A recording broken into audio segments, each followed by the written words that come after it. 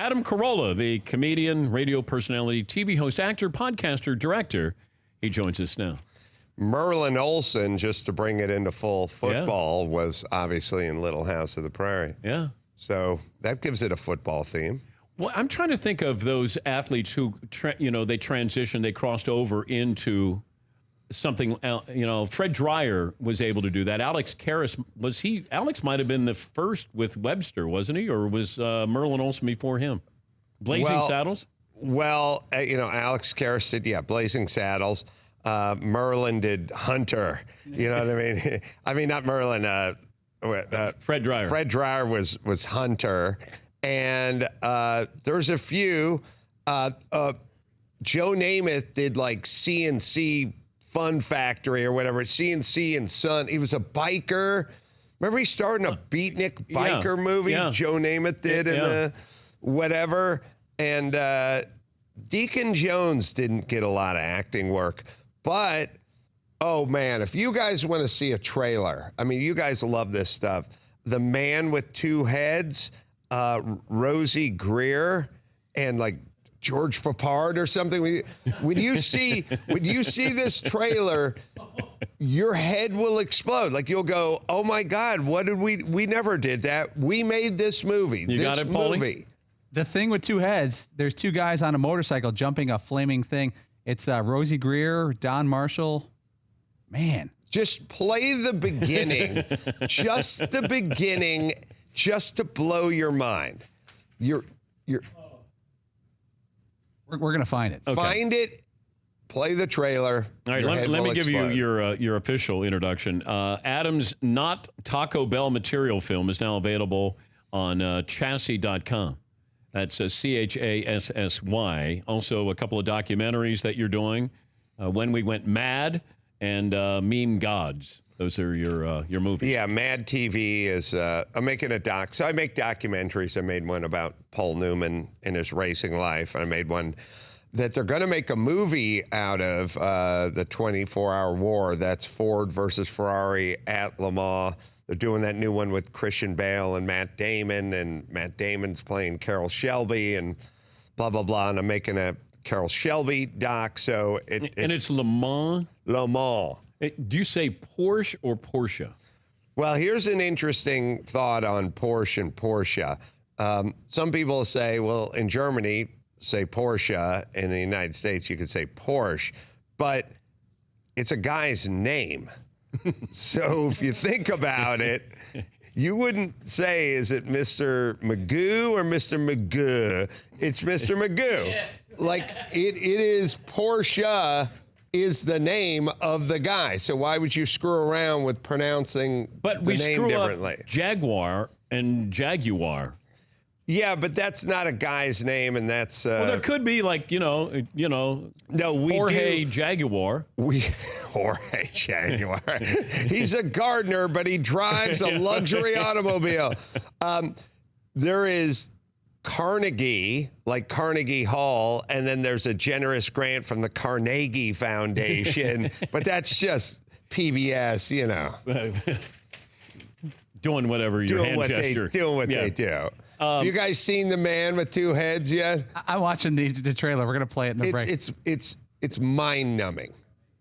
I got a couple of things to ask you about here. And I guess the Danettes were fascinated by the fact that you don't have a middle name and that you gave yourself a middle name. Now, is that your official middle name is Lakers? Was your official middle name on your driver's license Lakers? Yes.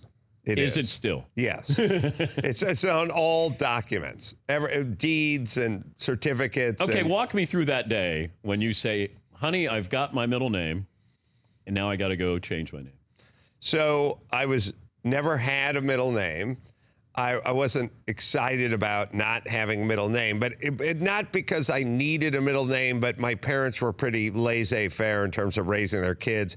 And I felt like this was part and parcel of them raising their kids. Like, we don't need a middle name. So whenever I hear these guys with like 13 middle names, I get so little Dakota, Satchel, like, All right, so I had no middle name.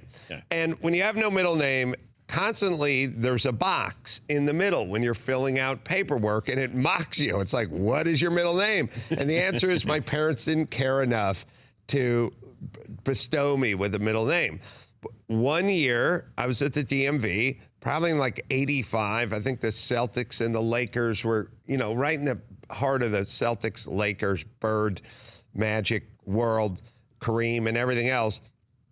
And I was at the DMV, and I was filling out some paperwork, and there was the middle box mocking me. And I just looked at it, and I was thinking about the Lakers, and they're right in the middle of the playoffs, and blah, blah, blah.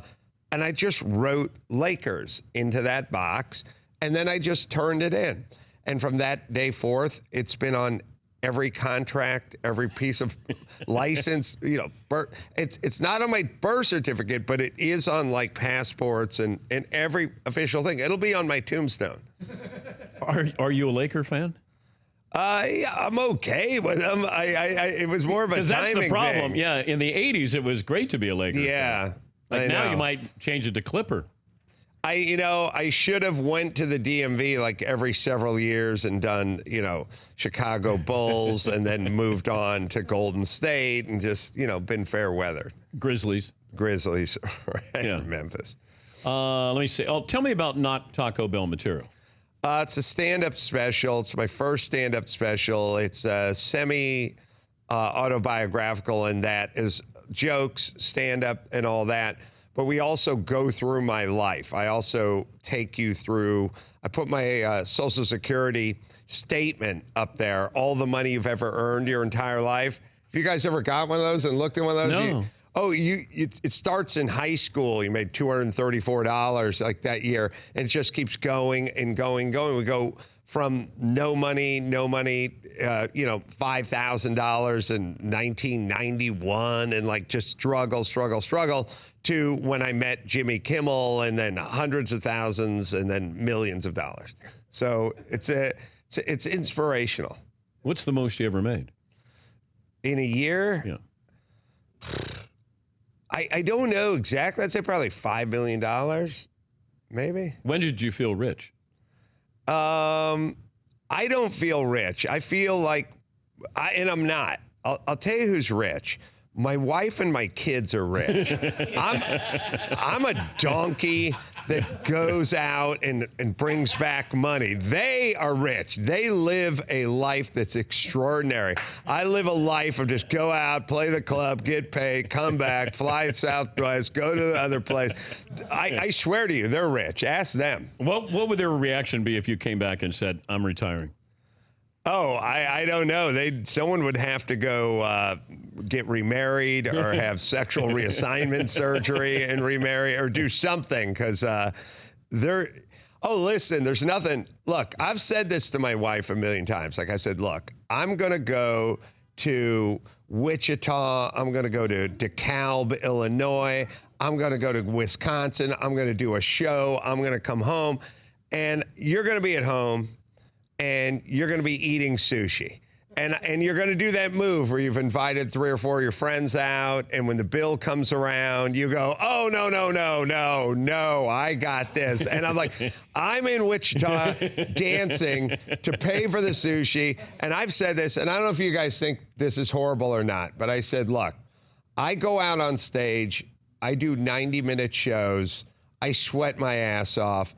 I'm just saying, during that 90 minutes, instead of spending my money, could you be at home just running in place? You know what I mean? Just during that. And look, I get it. 90 minutes is a long time for her just to run in place. But then do push-ups. Okay. You know what I mean? Or jumping jacks. Just something to say. Well, what if she has her trainer over to then help her do all of this? Well, that's costing me money, and then there's a possible, there's a sexual component, and no. Did you find the man with 2 heads? It's the greatest thing ever. I was curious. My high school got rid of the valedictorian. They just had it. It was like 2 weeks ago. They don't have a valedictorian anymore. And everybody's worried about the effects on kids and where you're ranked and all of those things. I'm curious what you think of my high school, Little Mason High School in Cincinnati, where we don't have valedictorian anymore because we don't want to embarrass people and have rankings. What's crazy is if you go back long enough and you look at some old yearbook stuff in there, like if you're running for the Supreme Court and someone gets your yearbook and they want to look up some stuff, you see stuff like when I was in junior high, we had best looking male, but we had best body and best physique. A 14-year-old girl in dolphin shorts and a sports bra. Like, what? I mean, we had the best. It wasn't. We didn't even. I'm from North Hollywood. We didn't put an emphasis on brains. But if you look good in shorts, you were going places. But I got class clown. We had like smartest, most likely. We had it too. Everything. We had best eyes, best hair. I mean, we got really. I'm from L.A. Like maybe it's super aesthetic. Like most likely to be bedded by a producer. That was not an official category.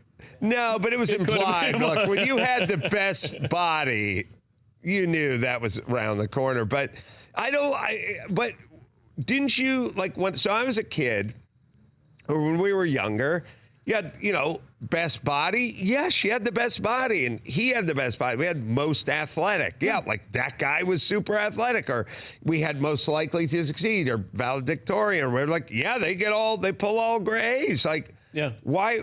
It wasn't shocking or hurtful. It wasn't demoralizing. Yeah, but we got to this point where it just feels like now not one person can win. Everybody has to win. Right. And I have that's the sad part of it. I'm okay.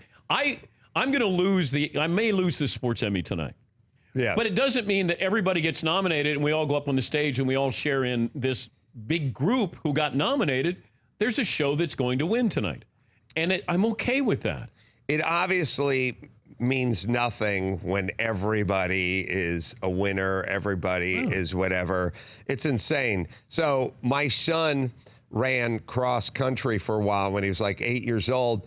And at the end of the meet, he came in like 9th place. And I said to my wife, okay, let's go. Like my entire, I don't cheer for my son. I yell at my wife, can we go now? We can go now, right? We're just wrapped up. He comes in 9th. I said, can we go? She said, no, they're doing the medal ceremony, And he finished 9th. I said, 9th. He said, there's a podium. There's 3 things on it. No. I said, listen, first off, the guy next to him is going to be standing on a cookie sheet, and he is going to be standing in a hole because he came in 9th place. And she's like, but he gets a medal.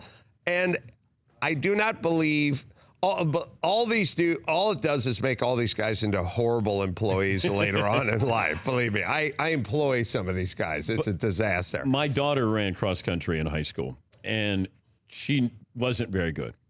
So my wife and I said, hey, don't finish last. And she said, don't put so much pressure on me. Wow. Yeah, because she would either finish second to last or last. So we had to stay there for the whole time and then wait for her to come in. And meanwhile, there were kids that were there for a half hour just waiting, and they were ready to go home. So I understand that pain, but your son finished 9th. Yeah. Like that's damn good. Yeah, out of 7 guys, though. So no. Can you guys with me in this? When we do the real marathon, the Kenyan guys come in first and blah, blah, blah. But the guys who really come in first, like an hour before everyone else, the guys with the souped up wheelchairs, right? Yeah. Those guys, Kevlar, and they're running, sealed bearings and blah, blah, blah. And look, it's fine, but they're finishing an hour before the Kenyans. What if we just put them in standard wheelchairs? You know what I mean? Like the kind, when your wife gets discharged from the hospital after the C-section and they just wheel her to the front door. What if they had to run it in those? Wouldn't that be more exciting? Like at the end when the Kenyan guy turns the corner and the guy with the Vietnam era, just whatever it is. I don't want to see those guys in a rocket ship finish. It's called a marathon. How about you put the wheelchairs in with the Kenyans? Right. That's what. Yeah. And then we see. That's what I'm saying. But either way, they can't have a spaceship. They need something standard. During the commercial break, we're going to show you this, the thing with two heads. We're going to play that. You guys will never stop thanking me. He's Adam Carolla. The film is now, it's called Not Taco Bell Material. It's on Chassis, CHASSY.com. And you can get it on on demand. iTunes and Amazon and all that. It's on a demand. great stand-up special. And a couple of documentaries on Chassis Media, We Went Mad, and Meme Gods. It's always great to see you. We Thanks, Dan. appreciate you stopping by. He's Adam Carolla. For more Dan Patrick Show, tune into Audience Channel 239 on DirecTV. Stream for free on VR Live or download the Dan Patrick Show app.